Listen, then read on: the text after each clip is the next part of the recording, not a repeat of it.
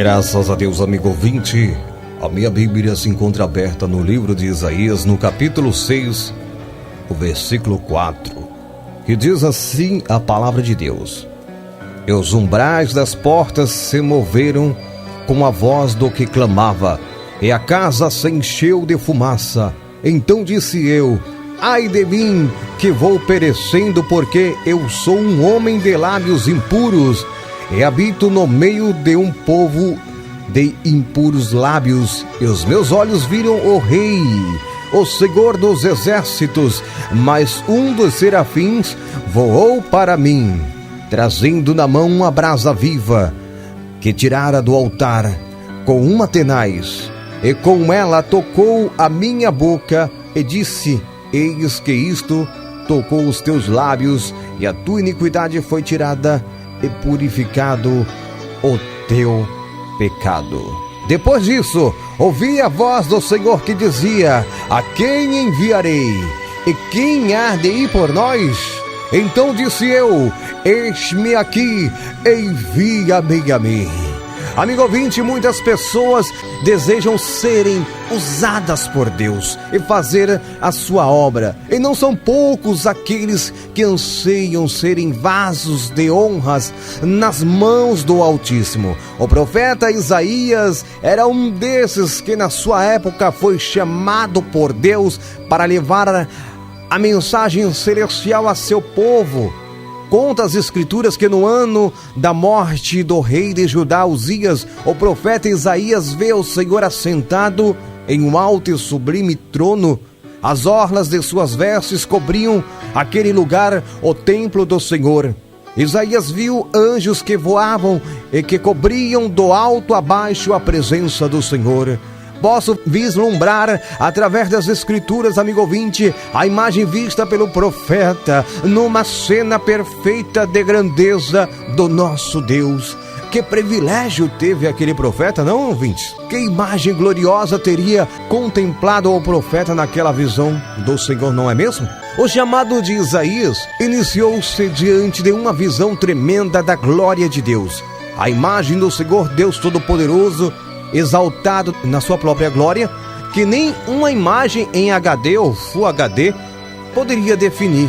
O som de anjos como um coral dizendo: Santo, Santo, Santo é o Senhor. Colocariam muitas vozes desse nosso mundo no chinelo. Nem o som potente, nem o efeito Dolby Surround poderia equalizar as vozes dos seres celestiais louvando a Deus nas alturas, aleluias. E convenhamos, amigo ouvinte, quem não gostaria de começar seu ministério tendo uma experiência como essa, não é verdade?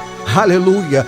Porém, o que muitas pessoas não entendem, principalmente dessa nova geração, era que o chamado profético não era tido como status, como muitos as têm hoje. O chamado profético exigia, aleluia, acima de tudo, uma vida santa. Hoje muitos se intitulam profetas de Deus, vasos escolhidos do Senhor, mas poucos estão dispostos a renunciar tudo pelo chamado de Deus. Poucos estão dispostos a serem purificados no seu modo de pensar, de agir ou falar. Pouco se fala da família de Isaías, a não ser que era filho de Amós. Pela citação de seu pai, se entende que ele era importante, bem como se vê também a relação que tinha com as pessoas de poder daquela época. Isaías conhecia aqueles que governavam, louvado seja Deus, a sua nação, bem como aqueles que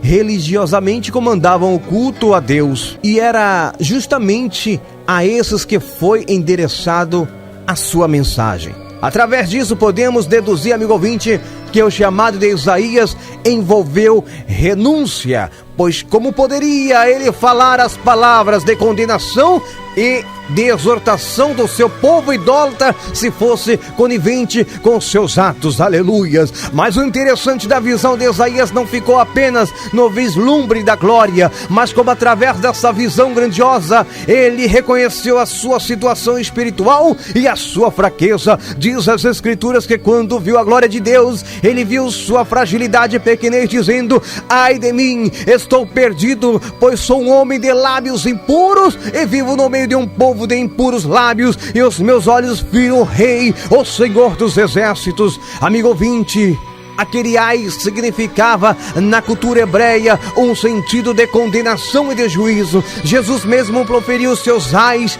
ali no livro de Mateus, capítulo 23, versículo 13 ao 39, e este temor envolvia as pessoas diante da presença de Deus, que não podia vê-lo, senão morreriam. Na verdade, quem Isaías viu foi aquele que iria anunciar sua mensagem, ou seja, o ungido de Deus, o Messias de Israel, chamado o amado Cristo Jesus, o mesmo que Daniel viu em visão no rio Tigre e João na ilha de Pátimos. A visão era de Jesus, o Rei da Glória. Muitas pessoas dizem conhecer Deus e seguir conforme seus mandamentos, mas quando o Senhor exige algo deles, são como o jovem rico, ou seja, fogem da sua presença.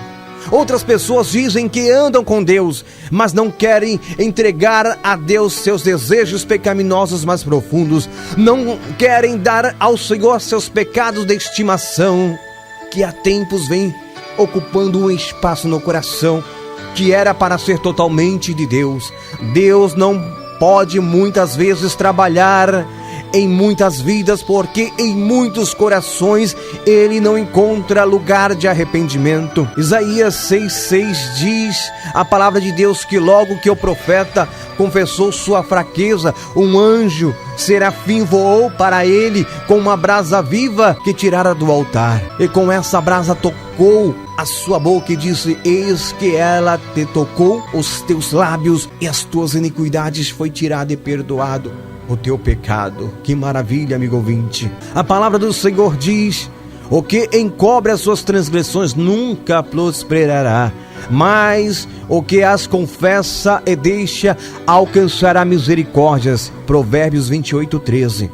O profeta Isaías não encobriu seu pecado, ele confessou-o e por isso teve seu pecado perdoado. Aquele anjo estava trazendo a brasa purificadora que vinha direta do altar do Senhor. De nada adianta sermos considerados profetas pelos homens, se diante de Deus e da sua santa presença continuamos a ser transgressores. Foi após ter sido tocado e perdoado por Deus que ouve-se a voz de Deus dizendo: a quem enviarei e quem há de vir por nós? E com a certeza de que 1 mais 1 é 2, o profeta respondeu: eis-me aqui, envia-me a mim. Aleluia! Sabe, com isso entendemos, amigo ouvinte, que quando verdadeiramente somos perdoados e tocados pelo Senhor, estamos de fato prontos para toda boa obra. Em um outro exemplo podemos citar o rei Davi. O salmista Davi, quando confessou o seu pecado diante de Deus no Salmo 51, declarou: pequei contra ti somente, e fiz o que era mal perante os teus olhos. Mas o diferencial dele foi que Davi pediu a Deus que o Senhor purificasse seu coração para que pudesse ser limpo. Davi reconheceu que precisava ser livre dos crimes de sangue e que nada adiantaria se o Senhor não o purificasse. Também pediu que o Senhor criasse nele um coração puro. Palavras essas ditas também nos Salmos 24:4, que diz que os que receberão a bênção do Senhor e a justiça do seu Deus serão aqueles que são limpos de mãos e puros de coração. Só após ter confessado e pedido a Deus mudança que Davi pôde dizer: então ensinarei aos transgressores os teus caminhos, e os pecadores se converterão a ti. Salmo 51:13. Tendo esses exemplos de Davi, e nesse texto de Isaías podemos concluir, amigo ouvinte, vários aspectos. Um deles, que é necessário confessar a Deus e não encobrir nossos erros, para que possamos fazer a obra de Deus da melhor maneira. Segundo, aprendemos que quando verdadeiramente temos uma visão de Deus, não há como continuarmos da mesma maneira. Terceiro, entendemos que devemos temê-lo. Não podemos servir ao Senhor de qualquer jeito. Isaías, amigo ouvinte, entendeu que não poderia falar ousadamente e sem restrições da parte de Deus se algo não fosse removido de sua vida. E a pergunta que fica para a sua meditação, amigo ouvinte, é: o que ainda é preciso para ser removido de sua vida? O que está precisando ser removido de sua vida? Aleluias. Faça uma análise em você mesmo. Analise, faça uma reflexão. Porque se todos nós julgássemos a nós mesmos, não havia condenação.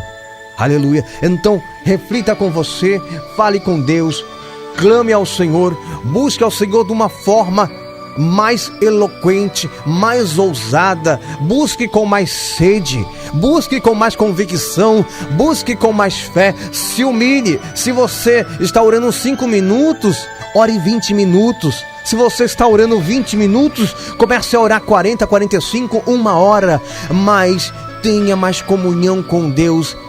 E veja o que precisa ser removido da sua vida para que a glória de Deus venha descer sobre você. Que Deus vos abençoe. Esta é a palavra de hoje.